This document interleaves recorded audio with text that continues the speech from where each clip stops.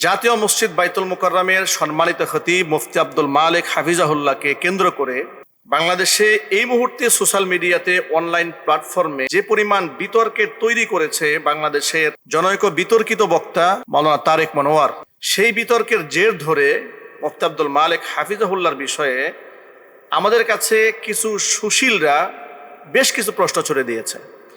যেমন তারা এই কথাও বলেছে, আমাকে আজকে সকালেও ব্যক্তিগতভাবে একজন ফোন দিয়ে বলেছেন যে তিনি তো তারেক মনোয়ার তো আমাদের দলের কেউ নন, দায়িত্বশীল কেউ নন, তবে তার এই উদ্ভট বক্তব্য দেওয়া, মিথ্যা কথাবার্তা বলা, অযৌক্তিক কথাবার্তা বলা, এমনকি 90 সালের নামে চাপাবাজি করা এবং তার অহংকারের ভাষায় কথাবার্তা বলা, এগুলোকে আমরাও সাপোর্ট করি না। সে আমাদের দলের কেউ না, আমাদের আদর্শের কেউ না, আমাদের নাম ভাঙিয়ে খায় ইত্যাদি ইত্যাদি বলেছে। তবে তিনি আবার কথা প্রসঙ্গে আমাকে বললেন যে তবে মুফতি আব্দুল মালিক হাফিজাহুল্লাহ অনেক জ্ঞানী মানুষ, অনেক শিক্ষিত মানুষ, অনেক বুজুর্গ মানুষ, সব ঠিক আছে, তবে মুফতি আব্দুল মালিক হাফিজাহুল্লাহ রাষ্ট্রের এই বিষয় নিয়ে কথা বলেন না কেন, অমুক বিষয় নিয়ে কথা বলেন না কেন, তমুক বিষয় নিয়ে কথা বলেন না কেন, ইত্যাদি ইত্যাদি।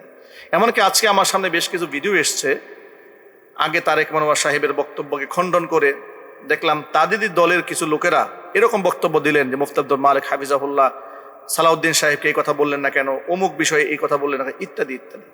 আমার প্রশ্ন হচ্ছে, মুফতি আব্দুল মালিক হাফিজাহুল্লাহ জাতীয় মসজিদ বাইতুল মুকাররমের সম্মানিত খতিব হয়েছেন চাটুকারিতার মাধ্যমে নয়।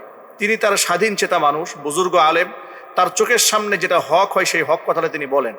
কেউ কেউ বলেছেন যে তিনি নিরপেক্ষ থাকা উচিত ছিল তার। তিনি নিরপেক্ষ কেন থাকবেন? নিরপেক্ষতা থাকবে মুনাফিকরা।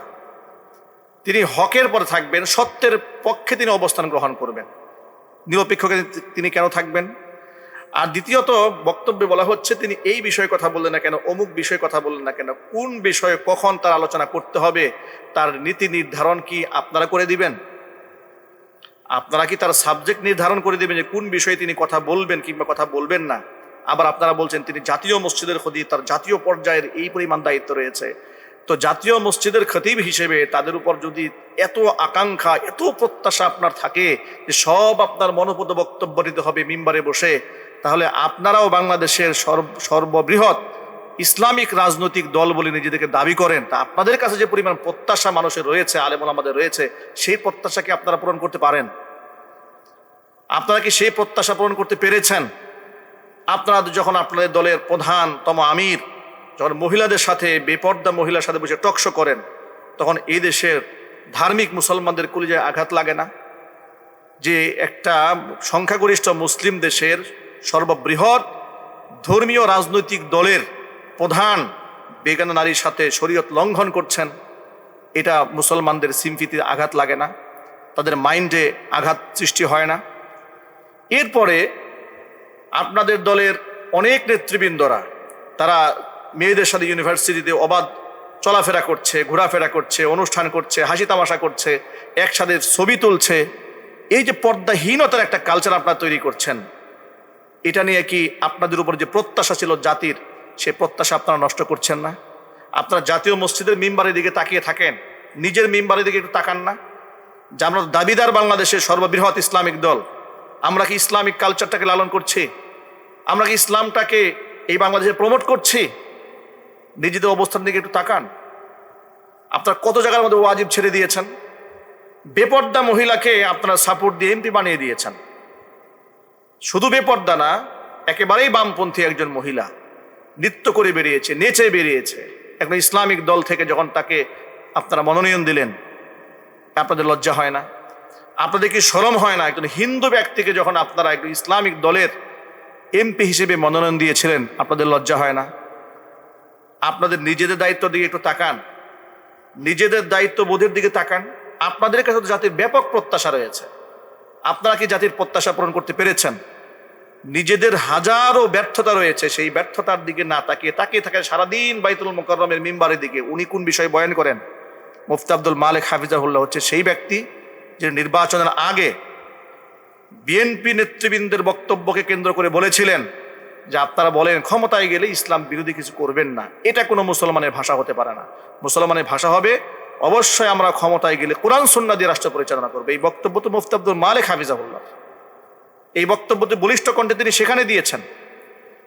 এরপরে 8 বছরের শিশুকন্যা রামিসা ধর্ষিতা হওয়ার বিষয়ে এবং হত্যাকাণ্ড ঘটিত হয়ে যাওয়ার বিষয়ে মুফতি আব্দুল মালিক হাফিজাহুল্লাহ বলিষ্ঠ কণ্ঠে বাইতুল মুকাররমের মিম্বার থেকে প্রতিবাদ জানিয়েছেন। এমনকি তিনি কথাও বলেছেন যে সমাজে 7 বছর 8 বছরের মেয়েরা হায়নার কবল থেকে বাঁচতে পারে না, সেই দেশের তো 7 বছরের মেয়েদের তো বোরকা পরানো উচিত। এমনকি তিনি খুব স্পষ্ট ভাষায় পশ্চিমা অঙ্গনের তাদের কালচারের বিরোধিতা করেছেন। এমনকি মাননীয় প্রধানমন্ত্রীর সামনে দাঁড়িয়ে তিনি ট্রান্সজেন্ডারের বিরুদ্ধে স্পষ্ট বক্তব্য তুলে ধরেছেন, সমন্বিতার বিরুদ্ধে স্পষ্ট বক্তব্য তুলে ধরেছেন। সাহসিকতার অসংখ্য নজিরের মুফতি আব্দুল মালিক হাফিজাহুল্লাহ রয়েছে, অনেক অর্জন রয়েছে। আপনার তার অর্জনকে চোখে পড়ে না। তিনি এই কথা কেন বলেন নাই, অমুক কথা কেন বলেন নাই, কবে কোন কথা বলতে হবে সেটা আপনাদের কাছ থেকে তালিকা নিয়ে জাতির সামনে উপস্থাপন করতে হবে। আপনাদের প্রত্যাশা অনুযায়ী আপনারাই যা চান, দলীয়ভাবে রাজনীতির চোখ দিয়ে যা দেখেন, সেটাই মুফতি আব্দুল মালিক হাফিজাহুল্লাহকে জাতীয় মসজিদের মিম্বার থেকে বলতে হবে। উনি কি রাজনৈতিক মুখপাত্র আপনাদের? উনি কি আপনার রাজনৈতিক মুখপাত্র? উনি গোটা বাংলাদেশের মুসলমানদের মুখপাত্র। উনি সকলের জন্য কথা বলেন, সকলের প্রত্যাশা পূরণের জন্য কথাবার্তা বলেন, আমভাবে কথাবার্তা বলেন, কোনো ব্যক্তি মেনশন করে কথা বলেন না, দল মেনশন করে তিনি কথাবার্তা বলেন না। এরপরে আপনারা আরেকটি সমালোচনা করেন, নির্বাচন আগে তিনি বলেছেন কোন দলের নামের শুরুতে ইসলাম থাকলেই সে ইসলামিক দল হয়ে যাবে, যথেষ্ট নয়। তিনি চমৎকার কথা বলেছেন, শুধু নাম থাকলে কি ইসলামিক হয়ে যাবে যদি তার মধ্যে ইসলামের আদর্শ না থাকে? আর বাংলাদেশে ইসলামিক দল রয়েছে, অনেকগুলো দল রয়েছে। কোন দল এই বক্তব্য নিজের গায়ে মেখে নিলেন না, আপনারা মাখলেন কেন? ইসলামিক দল তো আপনারা এখানো, ইসলামিক দল তো অনেকগুলো দল রয়েছে, অনেকে ইসলাম ব্যবহার করছেন, কেউ গায়ে মাখলেন না, কিন্তু আপনারা মাখলেন কেন? আপনাদের এই মাখামাখির দ্বারা প্রমাণ হয় যে আপনারা ইসলামকে নাম ব্যবহার করেন কিন্তু ইসলামকে ধারণ করেন। তিনি একথাই বলেছেন, যারা ইসলামের নাম ব্যবহার করে কিন্তু ইসলামের মৌলিকত্বকে ধারণ করেন না তাদেরকে ভোট দেওয়া যাবে না। রাইট বলেছেন, তিনি সঠিক বক্তব্য দিয়েছেন।